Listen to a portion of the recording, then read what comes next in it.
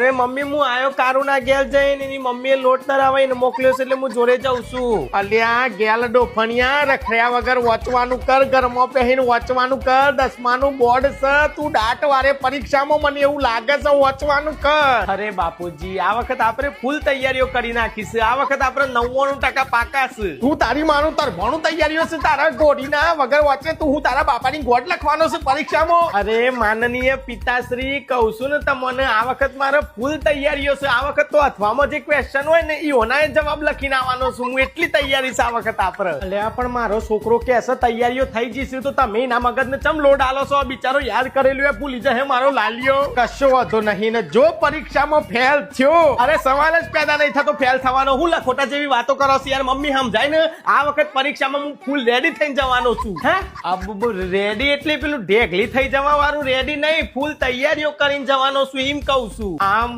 જમ ખાઈ ખપીને મારા છોકરા પાછળ પરેશાન એને ફેલ કરાઈને જ રહે. મને તો એની કશો વાંધો નહીં. હવે એક કામ કરો, કોઈ બી ક્વેશ્ચન પૂછો ને તમે ફટાકથી જવાબ આલ દે. હે મારો લાલિયો પૂછો હે ને બેટા?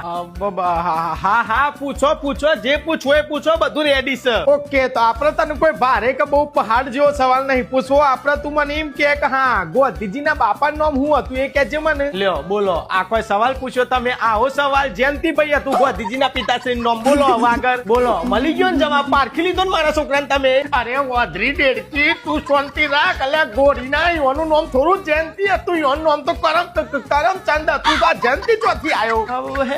હલે પણ બાપુજી કેલેન્ડરમાં તો ગાંધીજીના પાછળ જયંતિ લખ્યું છે. અરે ગેલ ઠોકરા મેં ગાંધી જયંતિ કહેવાય ને તારી બહેની. એ હે મારા ડોલું ભરાઈ જઈ.